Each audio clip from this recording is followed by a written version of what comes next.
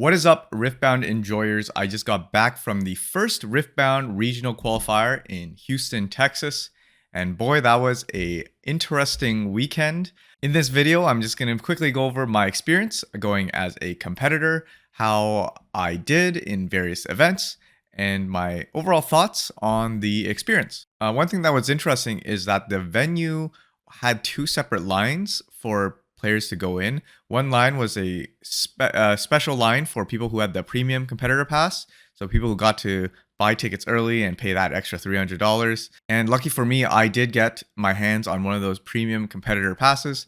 But literally all it did was let me get into the venue 15 minutes early, which wasn't that useful because I didn't really know what I needed to do. I just knew that on the first day there was like a pre-regional qualifier that if you win, you can get a buy. If you go place pretty well, you get a bunch of prize wall tickets, which is kind of cool. And so I actually ran straight for the side event sign up, which was actually the wrong play because you could just sign up online apparently. After I got signed up for that, I realized that they had like a merch line where you could buy another Riftbound Worlds bundle. I don't know why I went to buy another one. I already have one and I also have two more on the way that I pre-ordered. So that was a bit of a weird decision by myself. Later, we found out that they had plenty of Worlds bundles. They were letting people buy multiple at the end. I have no idea why I decided to buy another one.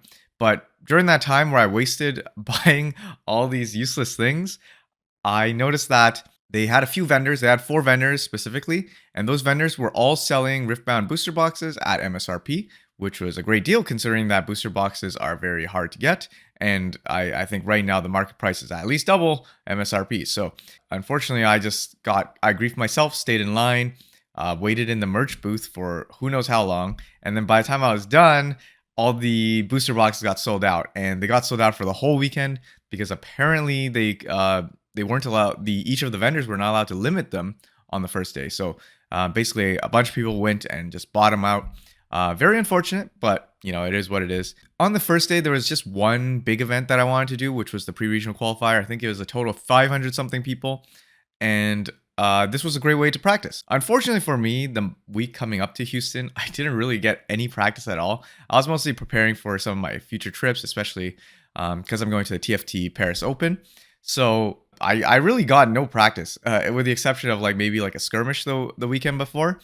But I felt kind of confident because like, you know, I've been playing like the Kaisa deck for quite some time now. I've been doing really well at locals. I've been pretty much winning every locals. And I did pretty decent at the skirmish I went to too. I got like 4th. The top players at that skirmish were people that actually made it to day 2 of the actual Houston regional. So I was playing against some pretty good players as well. Yeah, I was going in real confident. And then I did the pre-regional qualifier and I I went 0-3, which is, oh man, that I felt so bad that day. And I think because my performance was poor that day, it kind of affected my actual performance at the regional, like actual regional event. So my games that day, I think I first went against a set. I lost the coin flip, and then I think I just made a bunch of misplays, and then I lost to O2, which was pretty bad. I think I also haven't had a lot of reps against set, so I wasn't really aware of like the game plan against that, because as Kaisa, if you try to conquer into set and have them conquer, they outvalue you. You can't. You have to play a more like of a hold strategy, which I sort of figured out, and like I got confirmation from other players as well. But I at that point, like it just didn't register. Like I just didn't have enough reps against, especially the new like mid range. Yeah, that was unfortunate. I lost the first one, but that's okay. I think it's like as long as you go 4-2, you can get a bunch of prize tickets. Obviously, you have to win all. I think it was like 6 rounds total to get the buy. But it's like, I don't really care too much about the buy. I just wanted to get some good practice in. So we go next. We play against a Kaisa mirror. I lost the coin flip again. And I think the only issue with this game was that I think the first game I just lost. I don't remember what happened. Probably misplayed. Second game, I literally didn't see any units for the first few turns. And I also didn't hit any like key spells. I think I had a few spells, but they weren't enough to bring me back in the game. And I think I missed 2 drop on turn 1, and it just snowballed from there. So another 0-2 loss. Honestly, very embarrassing. Maybe I just played against some really good players, but that I feel like I should have at least taken at least a game off. And then my third game, I was like, okay, well, if I lose this one, I'm basically eliminated from the qualifier. I can't even get prizing, and I queued into a Aurora Misfortune. Unfortunately for me, I also lost the coin flip here, so 3 coin flips lost, and they also played Aurora on turn 3. They did Mobilize into Catalyst into Aurora, and then they also played an Aurora on turn 4. So game 1 was I don't think that was winnable. And then game 2, it was a little bit better, but they still hit Aurora on turn 4, and on turn 5 they hit another Aurora. So that was, I think that was like the world telling me that, yeah, you're not gonna you're not gonna win any games today. So after those 3 losses in the pre-regional qualifier, I decided to drop out because I had like 4 event vouchers with my premium pass, and so I needed to sort of use them somehow. So I went to sign up for the Super Nexus night, and just to get some more practice. The Super Nexus night was just a really big Nexus night with like 400 players, and apparently they were giving out door prizes. So every so often they would go to some tables, give out like prizes or just for gifts or whatever. I never saw what the gifts were because it felt kind of rigged actually, because I think I was sitting on like table 100 something at the first round, and then they gave door prizes to every table from like 12 to 40.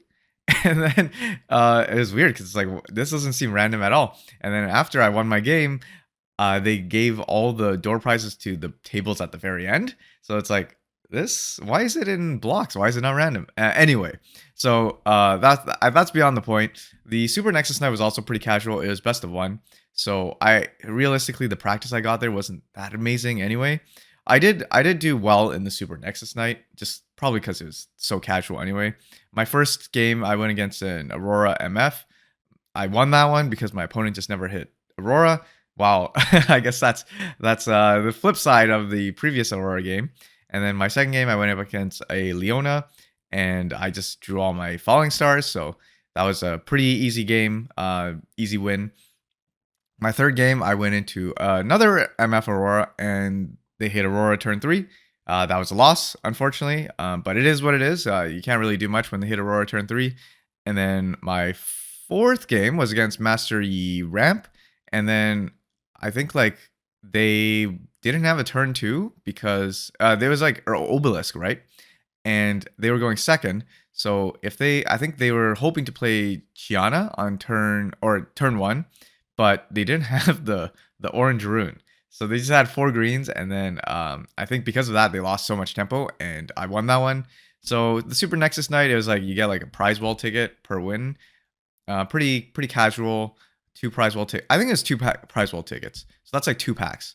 And then what I learned on that day is that they had these standard metal cards that they were giving out. They were like the less shiny version of the super metal cards that the best of prizing gives, and those people were going crazy for those, because like I remember when I picked up my competitor bundle, they gave me 2 prize wall tickets to come with it, and then one guy in line offered me $50 for 2 prize wall tickets, which are valued at about like, what is it, $5 per ticket, because you can like trade 1 ticket for 1 pack. And I was like, whoa, $50, that's a lot. And then I learned later in the day that like that price kept on going up because people were trying to cash in on those metal cards, and at some point you could sell a ticket for like, or 2 tickets for like $100. And I'm like, wow, I should be doing that. So I had like 10 tickets at the end of the day. If I sold it like in the middle of the day, I could have got like, I don't know, $500. That's pretty good. I could like pay for my trip. But I was greeting. I was like, oh, tomorrow I might wake up, try to get a metal card. And funny enough, the next day I didn't wake up as early as some people. I know some people woke up at like 4 a.m., 5 a.m. I didn't want to grief my tournament. I woke up at a regular time. I did go to the center a little early, like around 8 a.m., and I lined up for a bit. And this time there wasn't a special expedited line for competitors or premium competitors, so I had to wait with all the commoners, I know. And then I think when I went straight for the prize wall, I was like, they announced, they were like, oh, we don't have a lot of the popular champions. We still have Volibear, like Volibear, Lee Sin, Garen, and I was like, okay, that's fine. I like Volibear. And then every time we inch closer, another champ would be knocked off. They'll be like, oh, no more Volibears. We only have Lee Sin, Garen. And then I was like 4 away from the redeeming my tickets, and they said, oh, we're all out. I think the last one was Garen. So unfortunately, I wasn't even able to get a Garen metal card, which I believe people were buying for like $500 at the event, which is crazy. I don't know if I would have sold mine. Maybe. I mean, $500 is $500, but yeah, unfortunately, I didn't get the metal card, even though I had the tickets and I was very close in line. And then I think on day 3 they changed it to lottery, and I didn't hit. So unfortunately, that was what it was. But on day 2, that was the day of the main event. I think going into the main event, I was like trying to cool my nerves. You know, I've never been to a lot of big tournaments. This is like the second biggest tournament I've been to for a card game, and I think like I was a little nervous, but you know, usually first few rounds should be like relatively easy unless I queue up into like a pro player. And I started off the day very strong. So my game 1, I played against a Victor. I think I just basically hit everything I needed. I got the falling stars, I got the rain. I took that 2-0, which made me feel pretty good. You know, thank goodness I didn't play my Volibear deck. Yeah. So funny enough, I was thinking about bringing my Volibear, but I actually lent my Volibear deck to a friend. I ended up deciding to just play Kai'Sa here, just because I was scared of Victor, which honestly I shouldn't have been. Because yeah, so I beat the Victor, and then the next game I went up against a Kai'Sa. I also took that 2-0. I think I won the coin flip there. I took a 2-0. I actually won the second game due to a little silly double warp. I greeted for that play, and it paid off. So yeah, after 2 games, I was 2-0. I was feeling pretty good, feeling pretty confident. And then third game, I go up against a Set. And obviously, this is one of my least played matchups, especially with the new flavor of like mid-rangey Set. And I think I lost the coin flip here. I lost the first one, and I won the second one. And then I think on the last game, I probably made some misplays. My opponent was pretty good, so I think my game plan was wrong for this because I wasn't doing the hold sort of strat. I was trying to get back in by conquering, and I just got outvalued. And so I lost game 3, but you know, that's okay. We can drop 1 or 2 games and still make it to day 2. So that was my goal. I just really wanted to make it to day 2. And then we go to game 4. I go against another Kai'Sa. This one I won 2-1. I lost the coin flip, but I won, and then I lost, and I won again. And I think I won in overtime actually with my I actually had a funny like little Draven Sky Splitter play, which I think won me that one. So I was at this point, I'm 3-1. I'm like, okay, I did pretty good. I won all my Kai'Sa mirrors, my 2 Kai'Sa mirrors I faced. If I faced more Kai'Sa mirrors or maybe even some Annies, I'd feel like decent because I have a lot of anti-aggro in my deck. But then like game 5 hit, and I actually queued into I matched up against Frodan. It's funny because Frodan was playing Leona, and we were talking about how he missed the arenas trigger in game 1 that was streamed. I've been actually letting my opponents take back a lot of triggers. Some of them I let them take back, and I almost lose the game because of it. So far, I didn't get punished for letting my opponents take back any triggers. It wouldn't feel as good if I won because my opponents like missed a trigger, like an obvious one, especially like Arena's Greatest or Obelisk of Power. So yeah, we played. I played against Frodan. Our first game, I won pretty easily. I had all the spells I needed. Game 2, I think there was this. I made this really bad play at the end. Like I played towards a lower EV, like a medium risk, low reward play where I should have played a high risk, high reward. Because if game 2, let's say I lose, that's fine. We go to game 3. But game 2, if I win, I just 2-0, and that's actually really good. And yeah, so I made a pretty bad play that like it was safe, but it was lower EV, I think. And because of that, I think I got blown out by Zenith Blade too. And it's funny because I feel really bad about this game because I actually have quite a few reps against Leona because I have like a friend who plays Leona and we practice quite a bit. And I don't know, I guess I haven't played any Leonas recently, so the fact that Zenith Blade exists just came out of my mind. So yeah, I got blown out by Zenith Blade. And then game 3, I think we were going really close to overtime. So, and I was playing Arena's Greatest. Funny enough, I think Frodan did miss that trigger again, but I let him have it this time. And then what happened in that game was near the end, I made like a suboptimal play. I played a little more aggressively just to get some points, but because of that, I took some unfavorable trades, and that actually caused me to lose the game. Probably in addition to some other misplays, but that was the biggest misplay I had. And so I actually lost 1 and 2. in that. And Frodan actually ended up getting the best of Leona. So you could say I definitely helped in that one. So pretty funny. I don't know if I was like too excited playing against someone like a streamer that I watch, but yeah, no, that I think that game, like after reviewing it in my head, I think that kind of like started my mental decline, that tournament, because that was like one of the at that point, like because I lost that game, I got put into 3-2, which is basically like, oh, I need to win every game from now on. I lost all my lives. I need to win every game from now on, and I got to make sure that I don't drop a game, and I have to make sure my tiebreakers are good to get to day 2. So I think at that point I was like kind of on the edge, and my next game was actually the one that knocked me out. I played into a Volibear, and unfortunately for me, like obviously Kaisa is pretty unfavored into Volibear, especially if you're building the correct like control style volley, which my opponent did have. They had like all these spells, all the ballistas and whatever.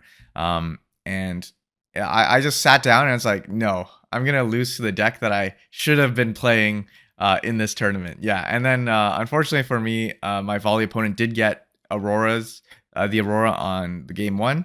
I think I lost that pretty narrowly. I couldn't close it out. I needed like warps or something. Game 2, I decided to go a bit more risky. I played out my Targans because I know I needed to win another game against like Sigil, and so I needed to save arenas for that. And I think yeah, that game I also could not close it out. I just like drew too many spells in both my game 1 and game 2. Couldn't build up a base, didn't have the Watcher. So yeah, I got knocked out by that, and I went 3-3, and I was like, oh man, I'm so disappointed with myself. But you know what? It is what it is. We'll be back next tournament, and and usually like people would drop out at this point. But I was thinking, you know what? Since I'm here, I might as well just play out the rest of the games. And I think at that point, like my mental state was not good. Like I think after that game, I lost my notepad, and I was like, because like earlier in the day, I was locked in. I was writing down stuff that I knew my opponents had in hand, what they could do, what to play around, except for Zenith Blade. But yeah, so like I just played out the rest of the games, but I didn't have my notepad, so I wasn't really focused.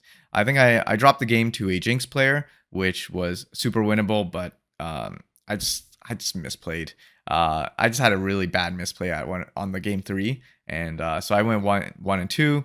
I won against another Leona player in game 7. That was just, it's funny because I also misplayed one of those games there, so I dropped the game against another Leona player, but I still won the set. So I think at this point I was 4-4, which honestly, like it could be worse, but I just really wanted to end off the day with like maybe like going positive, like 5-4. You know, it's not what I wanted. Like obviously I wanted to day 2, but like it's not the worst, right? Like it could be worse, right?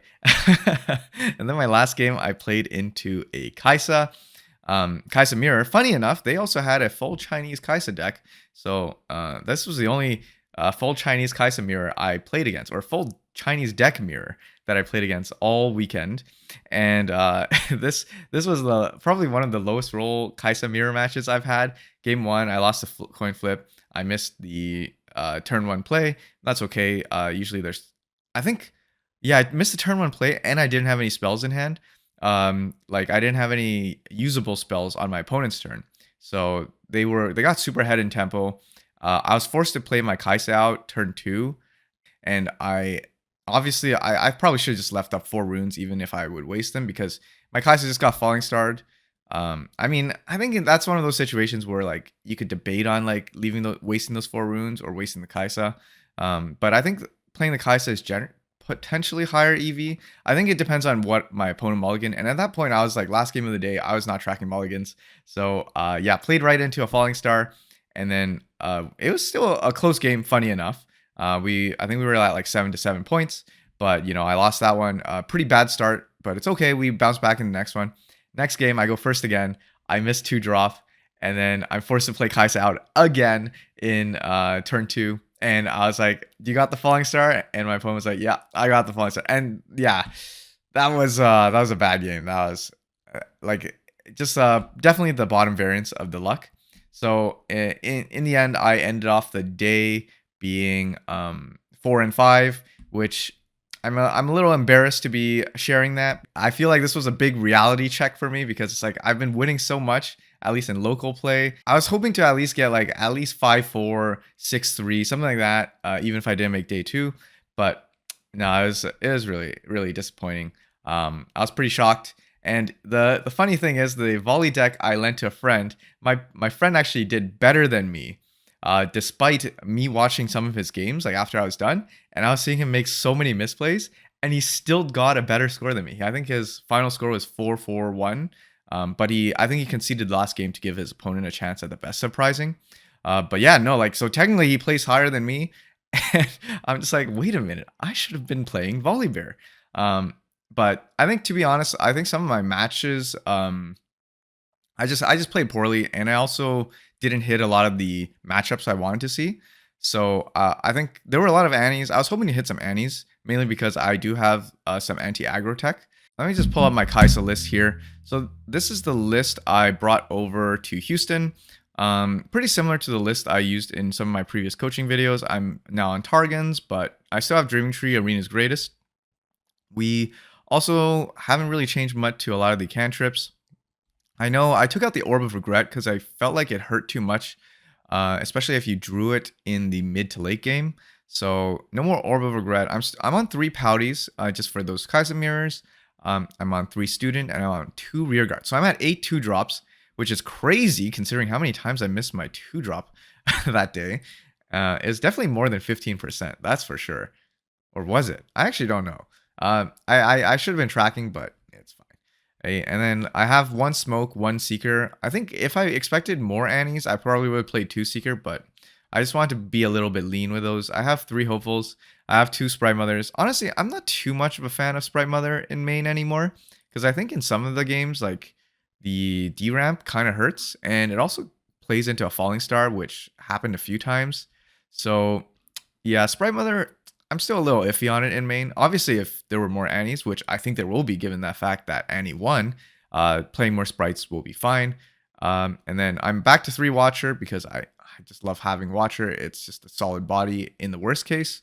2 Rains, 1 Warp. On my sideboard, I have another Smoke, 2 more Seekers for those aggro matchups. I'm down to no Mega Mech. I replaced it with Progress Day, mainly because I don't have Yordle or Sentry, so I thought I would need a little bit more draw, especially in a grindier mirror matchup. I did keep the double Sky Splitter because I feel like Sky Splitter has been clutching me a lot of games, and I'm back to the extra Warp on the side for Kaisa mirrors and those matchups where you do need 2 Warps. So yeah, that's my Kaisa deck I brought to Houston. I think it was just a pilot diff in terms. I still think this deck list is good, but my performance that weekend was not so good. And just to show off what my friend brought, or what I built for my friend. So this is the Volibear deck. Basically, it's the way I built this one is I made it very similar to Misfortune, where we have exactly 9 big boys. We got 3 orange Volibears, 3 Dead Blooms, 3 Catagrins, and then everything else is a spell. So we got triple Incinerate, triple Get Excited for like big removal, Incinerate for like, it's like a pseudo Gust. We got triple Falling Star in the late game. It's so good. It's like, because like in the late game as Volibear, you just have so many runes. So this kind of like, if you draw like all your Falling Stars with Catagrin, you kind of do like a pseudo Acathian Rain here. Shakedown, I don't really like this. I think we actually ended up putting a Sabotage and putting the Shakedown back in the side. I think this could be replaced by like a Ballista or something. Just one. Not a fan of too many Ballistas. Obviously, we have the Mobilizes. We have 3 Seekers. Great to kill this Kaisa. Disintegrates. Also great to draw and kill like a small guy. Stormbringer, especially when your opponent tries super holding. And only 1 Sky Splitter in main. I actually took this from another Volibear player I played against, Barfling, who was talking about how Sky Splitter, it comes online a little too late. So usually having 3 in main against like an aggro deck is a little hard. So in the end, we'd have the 2 Sky Splitters on the side, and you can swap them in against a more mid-rangey deck. There's also 2 Unyielding Spirits in case there's like unchecked power and whatnot, and some more Sabotages. A Primal Strength, which I don't really think it's that useful. I think the spell in Spirit Forge is going to be way better. So Yeah, this was a volley list that performed better than my Kaisa in the hands of a player who played maybe less than 5 to 10 games total before coming to Houston. So I think if I were to redo anything, I would probably have switched to Volibear because even if I did hit a Victor, all my other matchups were super favorable for Volibear. And I think like if I play Volibear, I think I would have gone at least 5-4, 6-3, maybe even made it to top 64 and joined that other Volibear in top 64, which would have been nice. But yeah, it is what it is though. These were the two decks I brought. And funny enough that my deck that I didn't even play did better than me. So yeah. Some other fun things I want to share is I have some pictures of the event venue. So this was the premium competitor pass line. These were the promo. This was the MF promo I got for competing.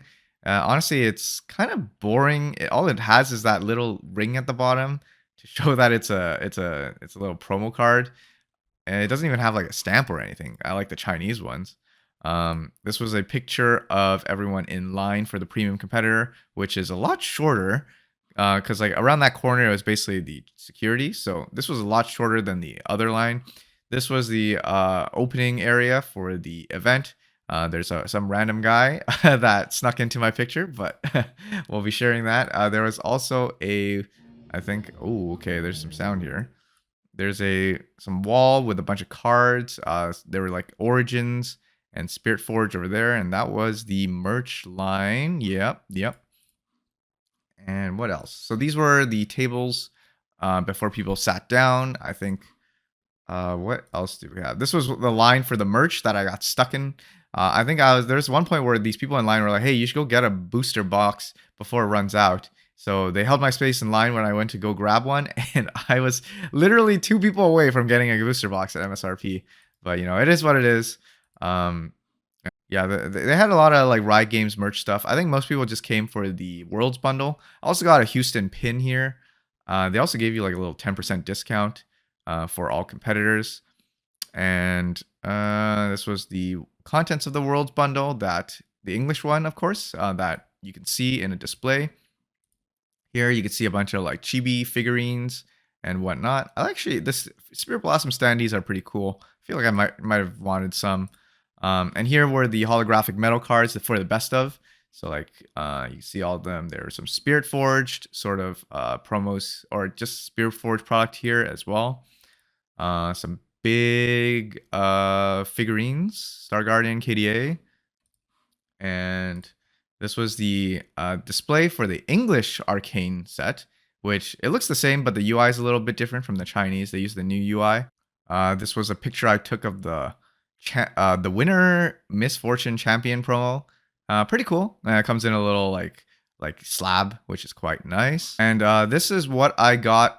Oh, this is what I got from the competitor bundle. I got the booster box, which is, I guess, MSRP. I got an uncut sheet of blank cards. I thought it would be something else, or like it would have like a display or something, but they just handed me an uncut sheet of cards, and I'm just like, where do I put this? There's no way to store this.